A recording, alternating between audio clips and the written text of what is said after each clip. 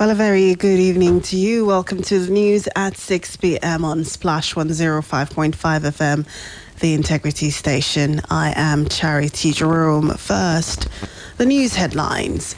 Governor Makinde, deputy, 32 lawmakers receive certificate of return. Lagos State Governor says President-elect Tinubu risked his life for democracy. On the foreign scene, head of UN nuclear watchdog arrives at Zaporizhia plant in Russian-controlled Ukraine. While in sports, Messi scores first half hat-trick in Argentina win over Curaçao, bags record 100 goals. Details of these and more coming shortly.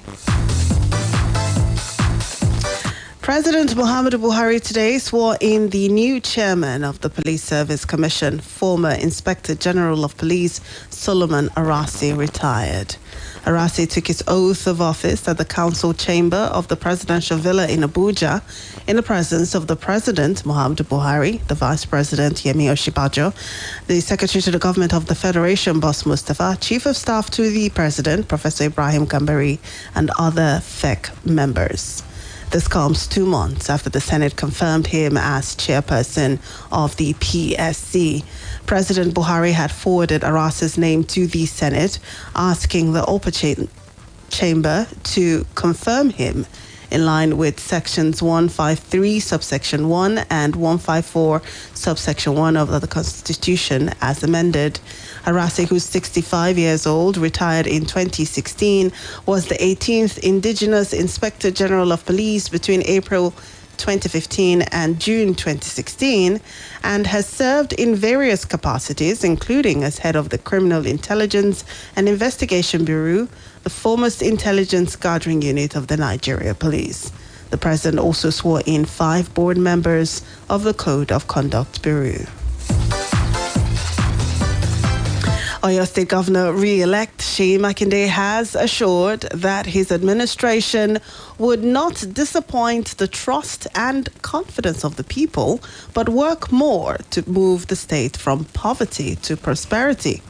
The governor, who stated this shortly after receiving his certificate of return, applauded the Independent National Electoral Commission, INEC, for overseeing an electoral process that has become a reference across the country without legal encumbrances from contenders, but felicitations. Governor Makinde, while commending the Omitutu 2.0 team for their strategic and issue-based campaign, which resulted in electoral victory, urged them to harness energies and efforts to work for a prosperous Oyo State the people would be proud of. Now is for us to face the task of governance. It's for us to face this task of building a state that will be an envy for all the states in Nigeria. A time for us to redouble our efforts towards taking our people from poverty to prosperity. It is a day to reflect on the decision of the people of Oyo State. Earlier in his remarks, INEC National Commissioner Sam Olumekun noted that INEC remained committed to organizing standard democratic elections in Nigeria. INEC is fully committed to the conduct of standard democratic elections in Nigeria. And of course, whether we like it or not, that is the way to go. The novel technology, that is the BVAS, had been a game changer in the conduct of elections in Nigeria. With this new technology, we have been able to conduct a very good election. We remain committed to doing our job professionally. Also, Resident Electoral Commissioner Dr. Tella Adeniran called on stakeholders, particularly the political class and security, to support the Commission in entrenching democratic ethos in the country. The Deputy Governor re-elect, Barrister Bayo Lawal, and 32 House of Assembly members-elect equally received their certificates of return. In a different development, Vice President Yemi Osinbajo has prayed that God would give the President-elect Bola Tinubu good health and wisdom for his new assignment of governing Nigeria. Osinbajo's prayer was contained in his message to felicitate with Tinubu on his 71st birthday. Recall that Osinbajo had a fallout with Tinubu in 2020 during the All Progressives Congress APC presidential primaries. Osinbajo contested for the APC primary ticket. Similarly, Lagos State Governor Babajide Sanwo-Olu has claimed that President-elect Bola Tinubu risked his life for democracy in Nigeria. He made this remark in a message congratulating Tinubu on his 71st birthday on Wednesday. In a statement signed by his Chief Press Secretary Boyega Okisile, Sanwo-Olu hailed the former governor as a visionary, consistent, loyal, and enigmatic master strategist. Tinubu cancelled the annual colloquium to mark his birthday this year. The Nigeria Police Force has reacted to a viral video of singer Habib Okikiola, better known as Portable, confronting some officers deployed to the recreational center he owns in Ogun State. In the video shared widely on Tuesday, Portable can be seen demanding an explanation for the officer's presence, with the operatives notifying him that a petition had been filed against him. The Force Public Relations Officer, Olumuyiwa Adejobi, in a statement on Wednesday, said the artist exhibited irrational behavior and hurled insults at police officers carrying out their legal duty. According to him, the action is criminal and punishable by the criminal laws of Nigeria. Adejobi noted that the Nigeria Police Force will take all necessary steps to investigate his actions and ensure that he is prosecuted for any criminal activity he may have committed, depending on the severity of the offense.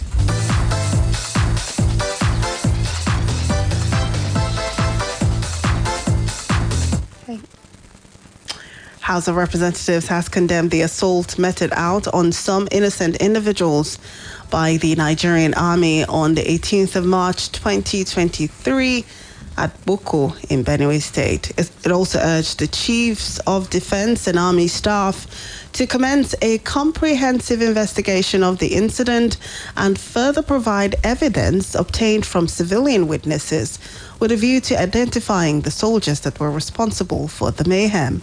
This was the resolution of a motion at plenary moved by Representative Mark Miller from Benue State.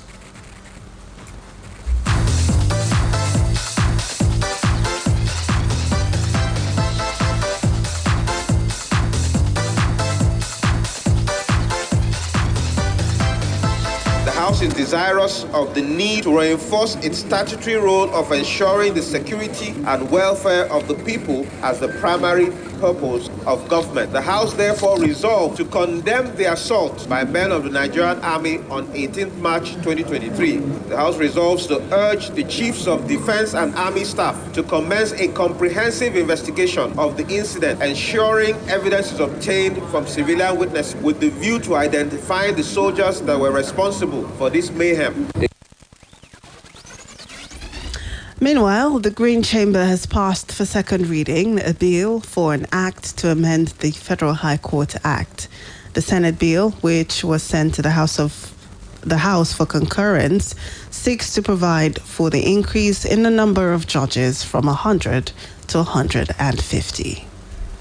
The bill for an act to amend the Federal High Court Act F12 Laws of the Federation 2004 to provide for the increase in the number of judges from 100 to 150 and to make provisions for the regulation of the award of prejudgment in relation to claims bordering on commercial transactions in Nigeria and for related matters. Second reading. My fellow colleagues, bill referred to Committee of the Whole. Well, moving on, Osun State Governor Ademola Adeleke has told the Minister of Interior, Rauf Aregbesola, that he is welcome into the state and can visit him at the government house at any time. He said despite party differences, he would ensure Osun remains a home for every progressive, particularly Aregbesola, who was a former governor of the state. Speaking at the inauguration of the Ilesha Passport Front Office and Production Center, Adeleke assured the minister of his commitment to building on his legacies and completing some projects initiated by the ex-governor. Reacting, Aregbesola commended the governor for attending the event even without official invitation. The High Court sitting in Abuja has restrained the police from inviting and arresting the House of Representative member-elect Idiato Federal Constituency Ikenga Ugochinyere, former governor of Imo State Emeka Ihedioha, and former deputy governor Gerald Irona. The court, in a ruling delivered by Justice A.S. Adikboju, set aside the police invitation letter, dated March 13, 2023, sent to Ugochinyere, Ihedioha, and Irona. Ruling on the suit between Ugochinyere and 7 respondents, including the governor of Imo State, State Security Services, Nigeria Police Force, Inspector General of Police, Commissioner of Police Imo State, Ibubeagu Security Network, and the Deputy Inspector General in charge of Federal Investigation and Intelligence Bureau, the court stated that the letter be set aside pending the hearing and determination of the substantive suit. By the ruling of the court, the Imo State Police Command, which has been accused by the former member-elect for its alleged complicity in the multiple attacks on his person and his home, and for failing to conduct any form of investigation, has been stopped in its fresh move to arrest Ugochinyere. The matter was thereafter adjourned till April 4th, 2023 for hearing.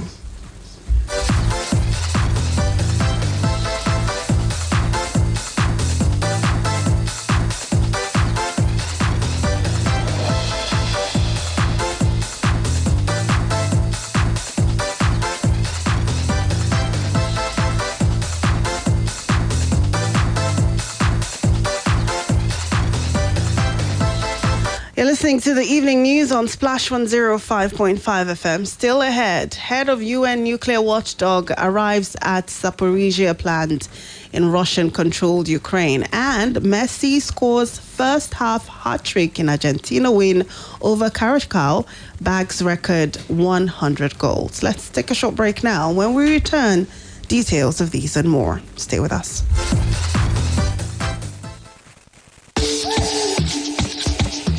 Beyond banking. Sure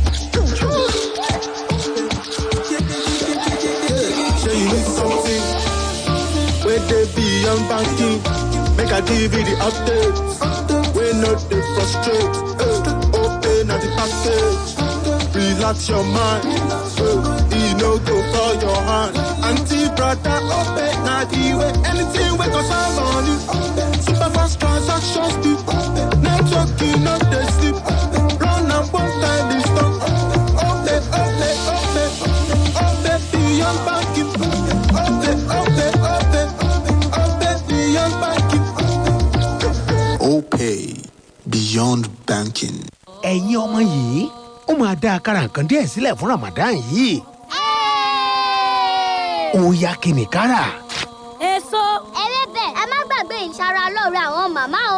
3 crowns milk. Bẹ́ẹ̀ni, agolo mílìkì 3 crowns mẹ́ta. Rárá o, 4. Ó dáa, torí kó jẹ́ màmá, á ra agolo mílìkì 3 crowns mẹ́jọ. Ìṣúra aláìlẹ́gbẹ́ làwọn màmá. Torí náà, fẹ̀mí ìmoore hàn sí màmá pẹ̀lú 3 crowns milk lákòókò Ramadan yìí. 3 crowns milk, ìlera àwọn màmá, ayọ̀ ẹbí. The Vice-Chancellor of the First Technical University, Ibadan, Professor Adesola Ajayi, on behalf of the Chancellor, Chief Tundeje Afolabi Emefaro, the Senate, management staff and students, announces the second convocation ceremony of the university, holding on Friday, the 31st of March, 2023. Venue, the University Library Hall on the main campus, Lagos Ibadan Expressway. Time, 10 a.m.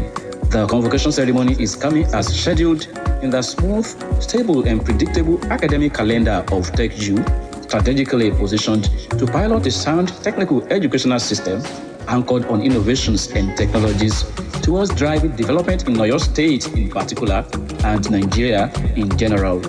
First Technical University, Ibadan, developing brains, training hands.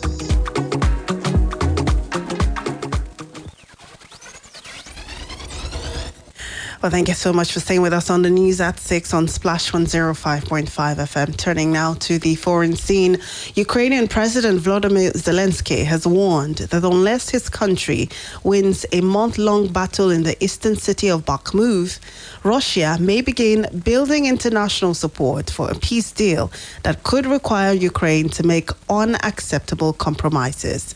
He also invited the leader of China, long aligned with Russia, to visit Ukraine. Zelensky alleged that if Bakhmut falls to Russian forces, President Vladimir Putin would sell his victory to the West, to his society, to China, and to Iran. The president said his worries the war could be impacted by shifting political forces in Washington stands. Zelensky also extended an invitation to the Chinese president. China, economically aligned and politically favorable towards Russia for decades, has provided Putin diplomatic cover by taking out an official position of neutrality in the war.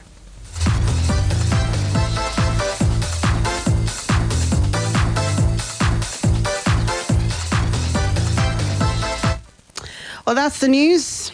Before we go, a quick recap of the headlines. Governor Seyi Makinde, Deputy Governor Bayo Lawal, 32 other lawmakers receive certificate of return. Lagos State Governor Babajide Sanwo-Olu claims President-elect Bola Tinubu risked his life for democracy in Nigeria. On the foreign scene, we told you that the head of UN nuclear watchdog has arrived at Zaporizhzhia plant in Russian-controlled Ukraine. For more details on the news, you can visit the website on www.splashfm1055.com. Now you can download the Splash FM mobile app on iOS and Google Play Store to listen live, get news updates, and opinion poll. Well, that's the end of the news on this hour on Splash 105.5 FM, the Integrity Station, and the best radio station in the southwest of the country. The news editor is Tunde Olawowo, assisted by Ibukolua Olagunju. I am Charity Jerome. Good evening and thank you for listening.